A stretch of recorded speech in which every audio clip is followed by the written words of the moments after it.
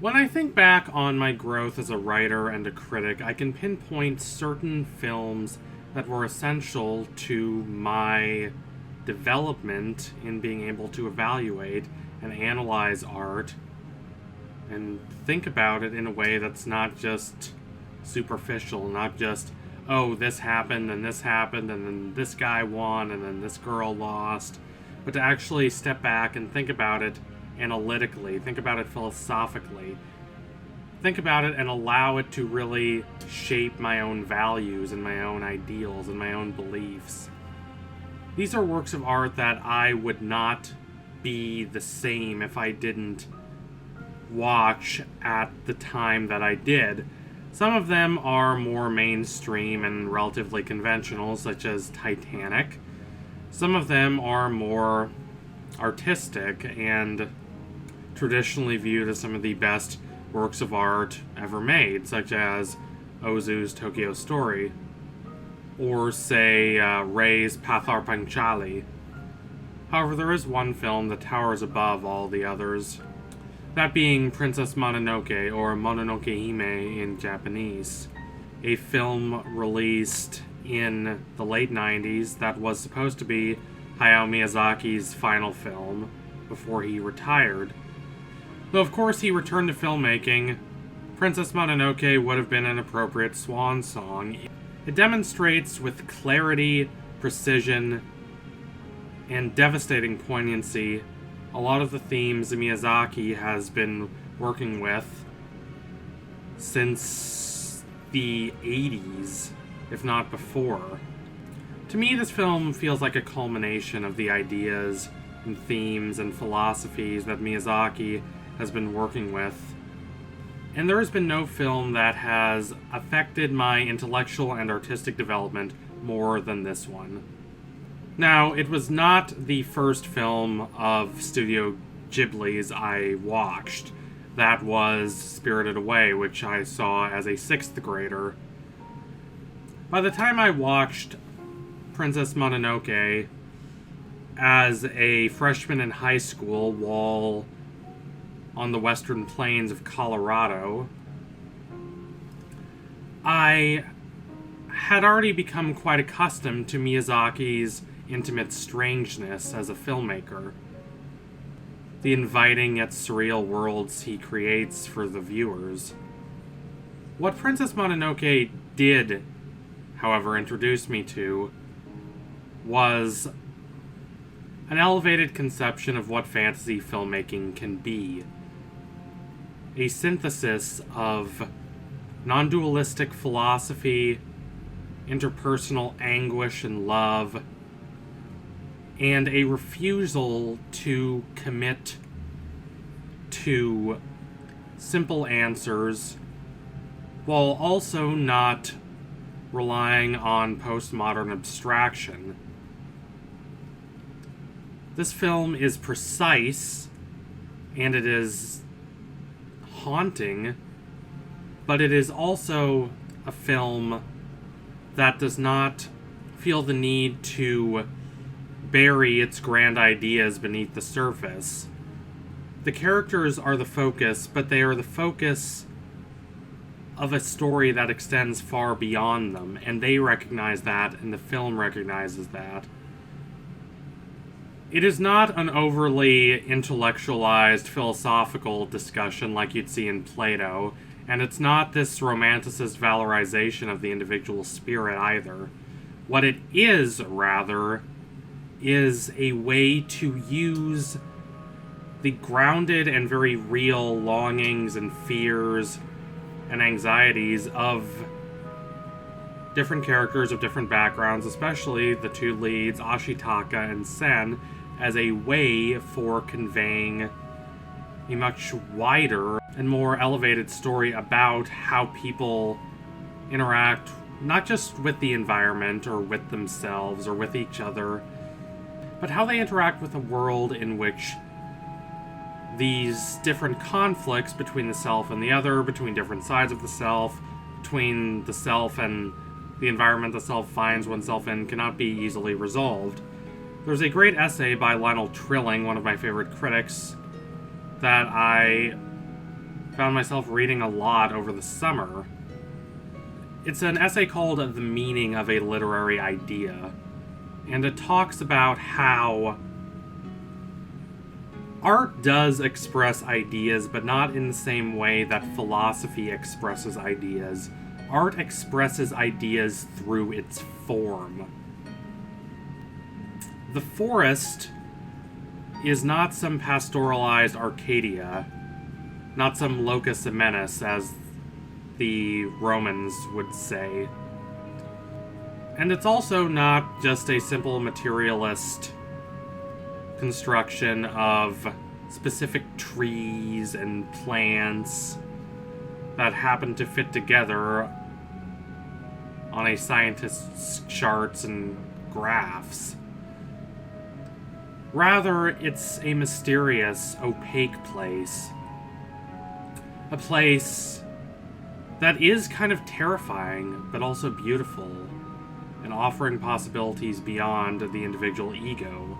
So how, of course, does Miyazaki demonstrate this? He doesn't just recite this in philosophy. Rather, he demonstrates this through having the forest spirit, for instance, take away some of Ashitaka's wounds, but not his curse. The spirit is not done with him. It's not here to bow to his will, but it's also not here to work against his will necessarily. Rather, it has a will of its own. This is not the simplistic maxim of show, don't tell, so much as it is something a lot deeper, a lot harder to convey, I believe. And that's this sense of art conveying its ideas through impression. This is not, say, blocking a work of art from literally telling people what the characters feel, which sometimes is useful, which the show don't tell axiom doesn't really account for.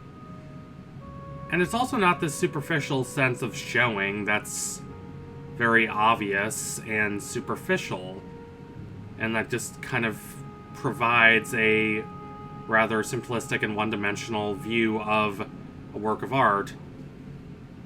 For instance, if you just see, oh, someone's face going red and they're raging around, that's just a very clear indication that they're angry. You're showing instead of telling, but your showing is vapid. This transcends that banality. It looks at art from a much grander point of view. When you have characters take actions, those actions have meaning in the organism of the story, the world that you construct.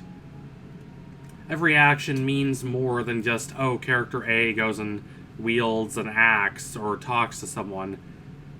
They have meaning for the ideas of the story, for the philosophy of the work, in a way that is not just a story devolving into a bland philosophy lecture.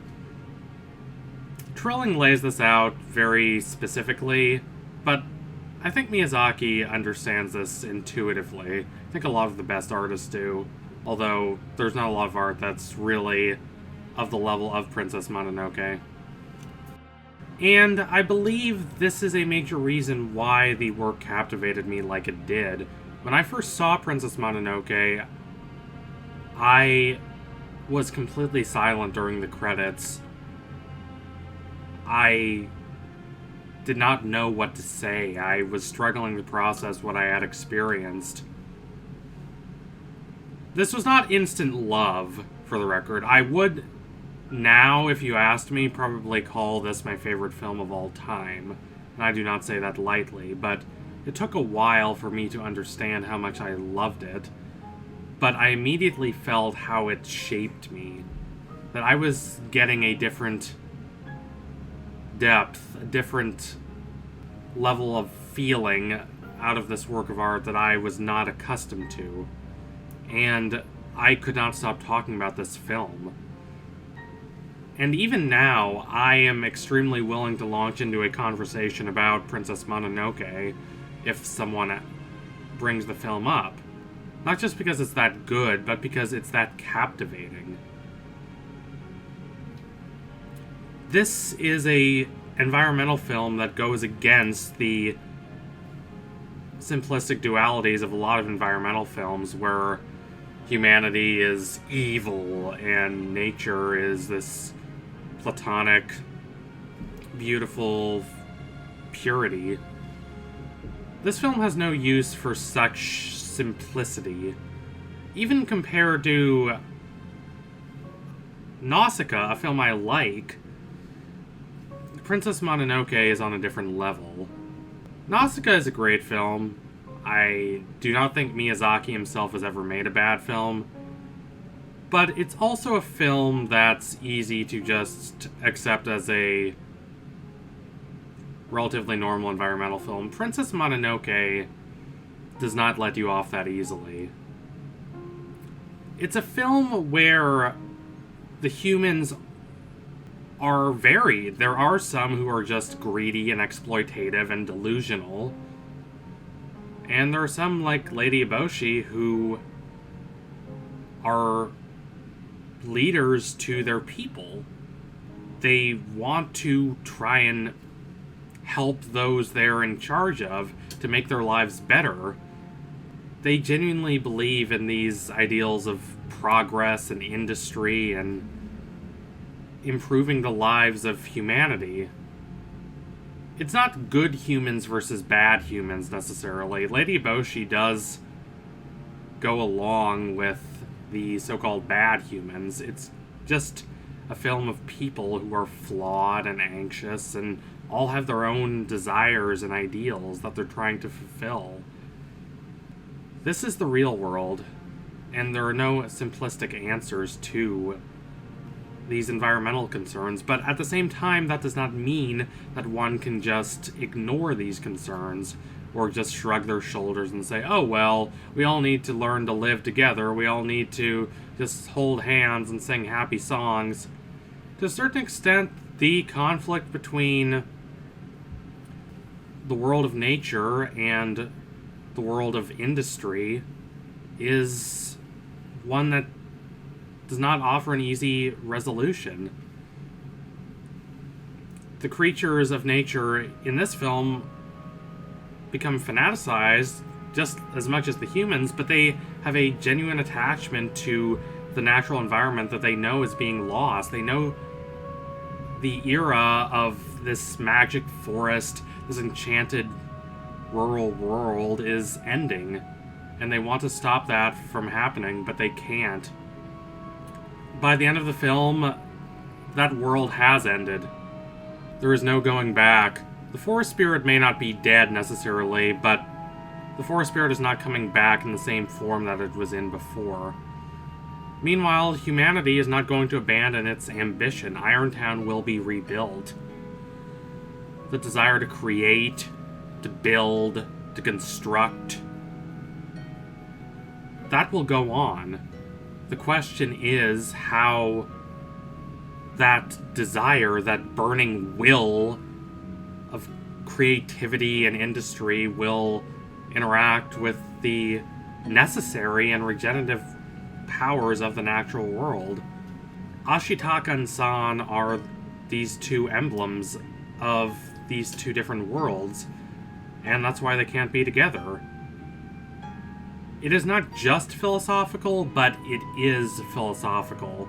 They're not just symbols of the interactions between the human world and the world of the forest, but they are symbols of that. Not in the didactic sense, but in the sense Trilling describes. It's a weighty, haunting film with a lot of lofty themes that nonetheless feel so enriched by the characters and circumstances through which those themes are acted out, and I cannot respect it enough. So anyway, thank you all for watching. If you liked what you saw today, don't forget to like, comment, and subscribe. Donate to my Patreon if you can and you want to see more videos like this. I realize this video might be a little long, but it could have been much longer, trust me. I could talk for Princess Mononoke for an hour straight, very easily. I hope what I was saying made sense. I realize I was kind of getting a little abstract, but I did want to differentiate this from what I said about Princess Mononoke a few years ago in my last video on it. My thinking has evolved a lot since then. Anyway, tune in soon for my next analysis. It will be coming soon. Thank you all again. Adios, comrades.